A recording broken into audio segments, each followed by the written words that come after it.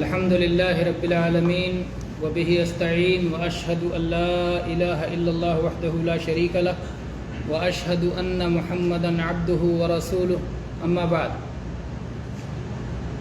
آج سوموار کی رات ہے اور کل اتوار کا دن تھا. اتوار کی شام کو ذو الحجہ کا چاند نظر آیا، دیکھا گیا، اور اس لیے کل اتوار کا جو دن تھا 29 تاریخ تھی ذو القعدہ کی، چاند دیکھنے کی وجہ سے ذو الحجہ کی پہلی تاریخ بنا. ایسے ہی تو ذو الحجہ کی پہلی تاریخ سوموار 8 کہتے ہیں، جمعہ 8، ایک دن سے اگلا دن 8 دن بنتا ہے. تو اگر سوموار کو پہلی تاریخ ہے تو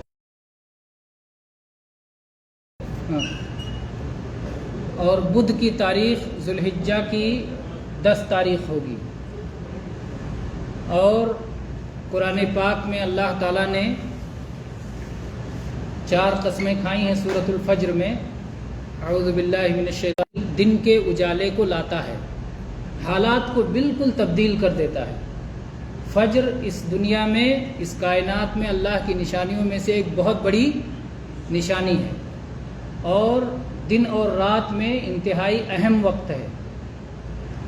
اور اسی کے بارے میں دوسری جگہ اللہ تعالیٰ نے قرآن پاک میں فرمایا، ان قرآن الفجر کان مشہودا. فجر کے وقت کی تلاوت ایسی ہوتی ہے کہ جب فرشتے حاضر ہوتے ہیں. رات کے بھی فرشتے اس وقت حاضر رہتے ہیں، انہیں اوپر جانا ہوتا ہے، اور دن کے فرشتے بھی حاضر ہوتے ہیں، اوپر سے نیچے آئے ہوئے ہوتے ہیں. تو اس وقت دونوں پہنچ جاتے ہیں، دونوں فرشتے. تو فجر کے وقت کی اہمیت معروف ہے کہ بہت اہم وقت ہے، اللہ نے اس کی قسم کھائی. اس کے بعد میں اللہ نے قسم کھائی 10 دنوں کی. وہ 10 دنوں سے ذو الحجہ کے یہی شروع کے، جن سے عام طور پہ یا تو لوگ لا علم ہوتے ہیں اور یا علم ہوتا ہے ان 10 دنوں کی اہمیت کا، لیکن اس سے فائدہ نہیں اٹھا پاتے. کچھ نعمتیں ایسی ہوتی ہیں کہ آدمی ان نعمتوں سے بہت غافل ہوتا ہے. 2 نعمتوں کے بارے میں تو اللہ کے نبی صلی اللہ علیہ وسلم نے بہت 2 نعمتیں ایسی ہیں کہ اس سلسلے میں اکثر لوگ گھاٹے میں. 2 نعمتوں کے بارے میں نقصان میں ہیں. ان کو نعمت ملی ہوئی ہے لیکن نعمت سے فائدہ نہیں اٹھا پا رہے ہیں، نعمت کی قدر نہیں کر رہے ہیں. کون کون سی؟ پہلی نعمت ہے صحت اور تندرستی، اور دوسری نعمت ہے فرصت.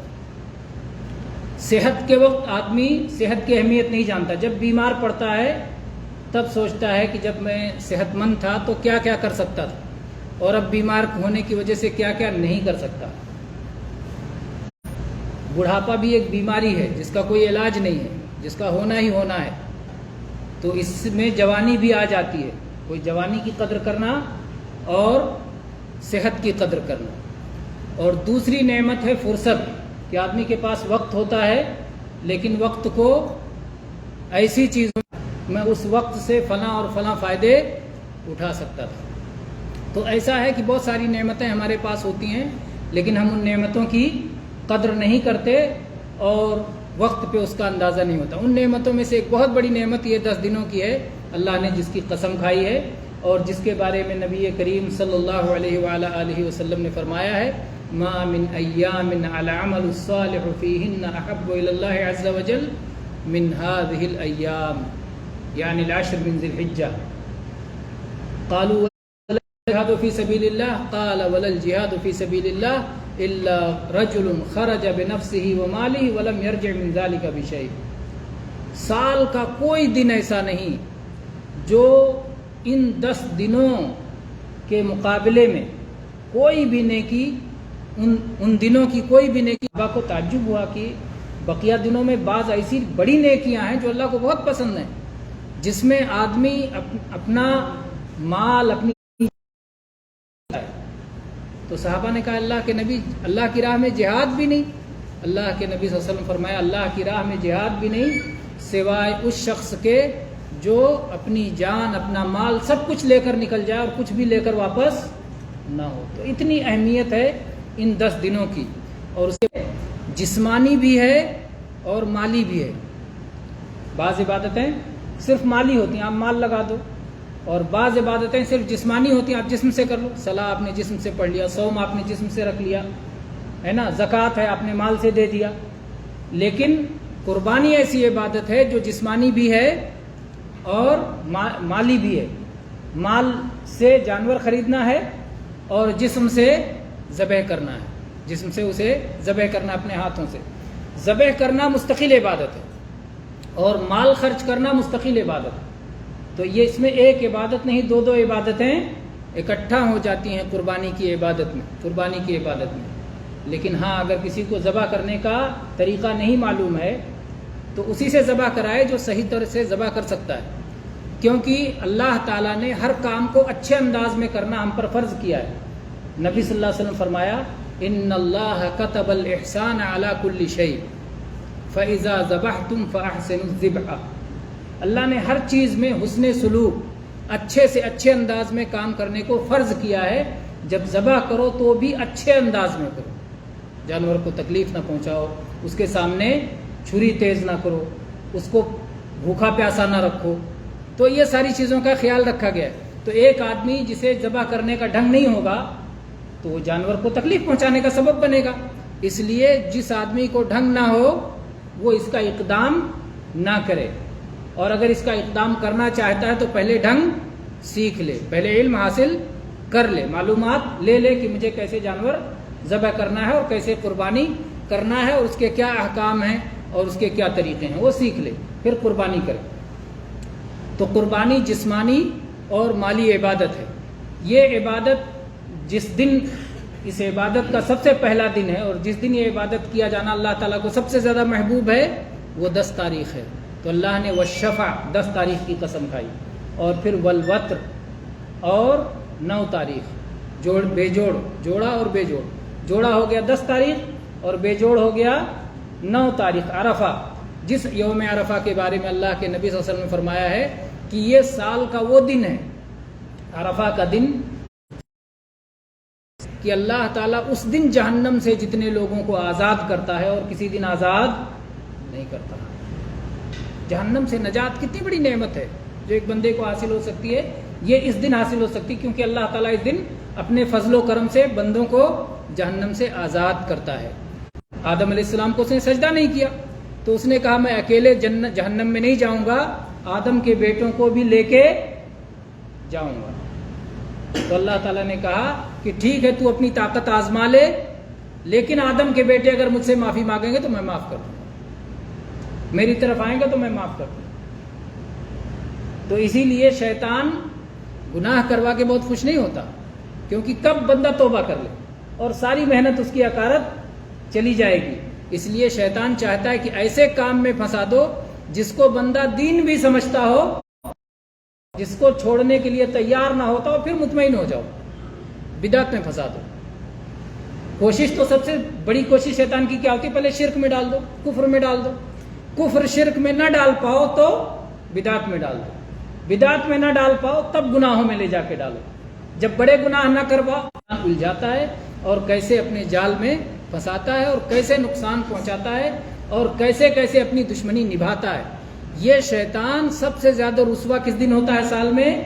عرفہ والے دن رسوا ہوتا ہے. سب سے زیادہ رسوا ہوتا ہے کہ کیسے میں نے جہنم میں ڈالنے کی کوشش کی اور کیسے اللہ کے بندے اللہ سے روکے معاف کروا رہے ہیں اور اللہ جہنم سے انہیں آزاد کر رہا ہے. عرفہ والے دن جو سب سے اہم دعا ہے توحید والی دعا. نبی کریم صلی اللہ علیہ وسلم نے فرمایا ہے افضل الدعاء یا خیر الدعاء دعاء یوم عرفہ وافضل ما قلته انا والنبیون من قبلی لا الہ الا اللہ وحدہ لا شریک لہ لہ الملک ولہ الحمد وہو علی کل شیء. یہ دعا ہے. اللہ کے نبی نے فرمایا کہ سب سے بہترین دعا وہ دعا ہے جو عرفہ والے دن کی دعا ہے، اور سب سے بڑی بات، سب سے فضیلت والی بات جو میں نے کہی اور مجھ سے پہلے کے نبیوں نے کہی وہ یہ بات ہے، لا الہ الا اللہ وحدہ لا شریک لہ لہ الملک ولہ الحمد وہو علی کل شیء قدیر. عام آدمی سوچے گا اس میں کیا ہے؟ اس میں بہت کچھ، اس میں اللہ کی توحید کا اعلان ہے جو اللہ کو سب سے زیادہ پسند ہے. لا الہ الا اللہ اس میں ہے. کہتے ہیں اس میں اعظم کی بڑائی سنی ہوگی کہ اس میں اعظم کہہ کے اگر آدمی دریا میں پتھر پھینک دے تو دریا رک جائے. تو کہتے ہیں لا الہ الا اللہ میں اسم اعظم ہے. لا الہ الا اللہ ہی تو وہ کلمہ ہے جس کے لیے اللہ نے جنت اور جہنم بنائی. لا الہ الا اللہ ہی تو وہ کلمہ ہے جس کے لیے اللہ نے سارے نبیوں کو بھیجا. ہر نبی کی دعوت کیا تھی؟ لا الہ الا اللہ. یہ ابتدا تھی نبی کی دعوت کی. اسی لیے اللہ تعالیٰ نے آدم کے بیٹوں کو 2 حصوں میں تقسیم کر دیا. ایک صاحب ایمان ہوئے, ایک صاحب کفر ہوئے.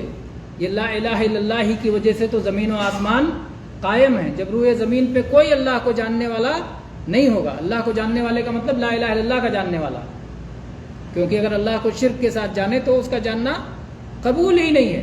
تو لا الہ الا اللہ جب لوگ بھول جائیں گے تو اللہ تعالیٰ پھر اس دنیا کو باقی نہیں رکھے گا, قیامت آ جائے گی. تو لا الہ الا اللہ ہی کے لیے اللہ نے کتابیں نازل فرمائی, لا الہ الا اللہ ہی کے لیے جنت اور جہنم بنائی. تو یہ لا الہ الا اللہ ہی کا ورد ہے جو کہ عرفہ کے دن سب سے زیادہ کیا جانا چاہیے.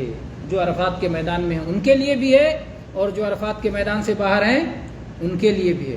اور ہر دن کے لیے یہ بات آئی ہے حدیث میں کہ جو شخص ایک دن میں لا الہ الا اللہ وحدہ لا شریک لہ لہ الملک و لہ الحمد وهو علی کل شیء قدیر کتنی بار کہہ لے؟ 100 بار. 100 بار اگر ایک دن میں کوئی بندہ کہہ لے تو اس کے برابر اور کسی کا عمل نہیں ہے سوائے اس آدمی کے جس نے اتنا ہی کہا ہو یا اس سے زیادہ کہا ہو. گننے کو تو بہت سارے لوگ گن لیں گے, 100 کی گنتی پوری کر لیں گے, ہے نا, لیکن یہ گنتی پورا کرنا مقصد نہیں ہے. مقصد ہے اس کو سمجھنا. اس میں جس شرک کا انکار کیا جا رہا ہے اس کو سمجھنا, جس توحید کا اقرار کیا جا رہا ہے اس کو سمجھنا, اللہ کی عظمت کو اپنے دل میں اتارنا, اللہ کے مقابلے میں کوئی بھی طاقت ہو اس کی کمتری کو, اس کے حقیر ہونے کو, اس کے معمولی ہونے کو سمجھنا کہ جب اللہ پر میں ایمان لایا ہوں تو باقی کی کیا حیثیت. وہ چیز اگر بندے کے دل میں آ جائے کہ جب میرے ساتھ اللہ ہے تو پھر باقی کوئی چیز میرے پاس کیا کمی ہے. سارے خزانے تو اللہ کے پاس ہیں, ساری قدرت کا مالک تو اللہ ہے, سب سے بڑا اور سب سے بڑی عظمت والا تو اللہ ہے, اللہ ہر علم والا ہے. اور اللہ جب چاہے جیسے چاہے, اللہ نے ضرور اس کائنات میں ایک سنت رکھی, ایک طریقہ رکھا ہے اللہ نے, لیکن جب چاہے تو اپنے بندوں کے لیے, اپنے خاص بندوں کے لیے ان سنتوں کو اللہ توڑ دیتا ہے, ختم کر دیتا ہے. آگ کے لیے اللہ نے سنت رکھی ہے کہ آگ جلائے گی, لیکن اللہ نے چاہا ابراہیم علیہ السلام کو آگ میں ڈالا گیا تو آگ کو اللہ نے روک دیا, نہیں جلانا, نہیں جلا سکے. پانی میں اللہ نے ڈبانے کی طاقت رکھی ہے, لیکن جب موسیٰ علیہ السلام اور ان پر ایمان والے بندے اسی پانی میں اترے تو اللہ نے کہا پانی نہیں ڈبانا ہے, نہیں ڈبانا. تو اللہ جس کا ساتھی بن جائے اور جو اللہ کا بندہ بن جائے اور جو اللہ کا پیارا بن جائے اور جو اللہ کی توحید کو سمجھنے والا بن جائے اور جو اس کے مقابلے میں شرک کو سمجھنے والا بن جائے اور جو شرک سے سخت نفرت کرنے والا بن جائے اور توحید سے سچی محبت کرنے والا بن جائے, میرے پاس اس کے لیے اور کیا چاہیے؟ بس یہی تو سب کچھ ہے, جو اصل ہے, جو بنیاد ہے, یہ حاصل ہو جائے. تو یہی اللہ تعالیٰ ہمیں سکھانا چاہتا ہے. حج کے ذریعے سے اللہ تعالیٰ اپنے بندوں کو توحید سکھانا چاہتا ہے. اور انہی حج کے ایام میں 3 قسمیں اللہ نے ایک ہی جگہ کھائی, یعنی 10 دنوں کی قسم جس میں جو حج کے دن ہے, اور یوم النحر جو قربانی کا دن ہے, مینا میں قربانی ہوتی ہے, باقی ساری دنیا میں مسلمان قربانی کرتے ہیں, اور عرفہ کا دن کہ حاجی میدان عرفات میں اکٹھا ہوتے ہیں, اللہ سے گریہ وزاری کرتے ہیں, روتے ہیں, دعائیں کرتے ہیں, اور باقی دنیا کرتے ہیں, اور یا پھر اللہ کا ذکر کرتے ہیں, لا الہ الا اللہ وحدہ لا شریک لہ لہ الملک و لہ الحمد وهو علی کل شیء قدیر, یہ پڑھتے ہیں. تو یہ اتنے اہم دن ہیں. اسی طرح سے ان دنوں میں کچھ مخصوص عبادات بھی کرتے ہیں جو کہ ظاہر ہوتی ہیں. حاجی جب احرام پہن لیتا ہے, جب یہ کہہ لیتا ہے کہ میں نے حج شروع کر دیا, تو پھر وہ سلے ہوئے کپڑے نہیں پہنتا, پھر وہ عطر کا استعمال نہیں کرتا, پھر وہ اپنے بیوی کے قریب نہیں جاتا, پھر وہ سر پہ ٹوپی یا رومال نہیں رکھتا, ناخن اور بال نہیں کاٹتا. تو بہت ساری پابندیاں وہ اپنے اوپر لگا لیتا ہے اور دنیا کے عیش و آرام سے دور ہو جاتا ہے. جو مسلمان حج کی سعادت کو نہیں پا سکے، اللہ نے کہا اگر تم قربانی کر رہے ہو تو بعض چیزوں میں ان کے شریک ہو سکتے ہو، قربانی کر کے تم بھی ناخن نہ کاٹو، تم بھی بال نہ کاٹو۔ اذا دخل العشر من ذی الحجہ یا اذا دخل ذو الحجہ واراد احدکم ان یضحی فلا یأخذن من اشعارہ ولا من اظفارہ۔ اگر کوئی شخص قربانی کا ارادہ رکھتا ہے اور ذو الحجہ کا چاند نظر آ گیا تو بال نہ کاٹے اور اپنے ناخن نہ کاٹے۔ تو اللہ نے حاجی کے ساتھ کچھ چیزوں میں شریک کر دیا۔ اب وہ لوگ ہیں جو کہ قربانی کا ارادہ نہیں رکھتے ہیں، ان کے لیے تو پابندی نہیں ہے، وہ بال کاٹ سکتے ہیں، ناخن کاٹ سکتے ہیں، لیکن اگر وہ 10 پابندی کے بغیر جو کچھ اس دن باقی رہے اس کو صفائی کر لیں، اس نیت سے کہ اللہ مجھے اس پر قربانی کا ثواب دے گا، کیونکہ نبی کریم صلی اللہ علیہ وسلم نے یہ بشارت دی ہے۔ ایک صحابی آئے، انہوں نے کہا کہ اللہ کے نبی میرے پاس ایک دودھ دینے والی بکری ہے اور کچھ نہیں ہے میرے پاس، تو کیا جاؤں اسی دودھ والی بکری کو ذبح کر دوں؟ اللہ کے نبی صلی اللہ علیہ وسلم نے فرمایا نہیں، مت ذبح کرو، تمہارے کام کے۔ اللہ کے نبی شفقت والے تھے امت پہ، اور جو بھی نبی آتے ہیں وہ اپنی امت کے لیے شفیق ہوتے ہیں، ساری انسانیت کے ہمدرد ہوتے ہیں، خیر خواہی کے لیے آتے ہیں، دنیا کی بھلائی کے لیے بھی آتے ہیں، آخرت کی بھلائی کے لیے بھی آتے ہیں۔ کبھی بھی دین پر چلنے سے ظاہر میں کبھی کبھی ایسا لگ سکتا ہے کہ دنیا کا خسارہ ہے، لیکن حقیقت میں نہ دنیا کا خسارہ ہوگا نہ آخرت کا خسارہ ہوگا۔ تو اللہ کے نبی صلی اللہ علیہ وسلم نے فرمایا کہ نہیں، تم اپنے دودھ والی بکری کی قربانی مت کرو، عید والے دن تم نے ناخن کاٹ لینا، تم اپنے بال کاٹ لینا، تم اپنے بغل کے بالوں کی صفائی کر لینا، اور اسی سے تمہیں اللہ تعالیٰ قربانی کا اجر و ثواب عطا فرما دے گا۔ تو بہرحال یہ دن بہت اہم ہے، ان 10 دنوں میں اپنے ایمان کی تجدید کرنا، اللہ کو یاد کرنا، تسبیح کرنا، تکبیر پکارنا، جو حج پہ گئے ان کے لیے لبیک پکارنا، یہ سب اہم ہے۔ اللہ تعالیٰ ہم سب کو اس کی توفیق عطا فرمائے اور ان 10 دنوں کو غنیمت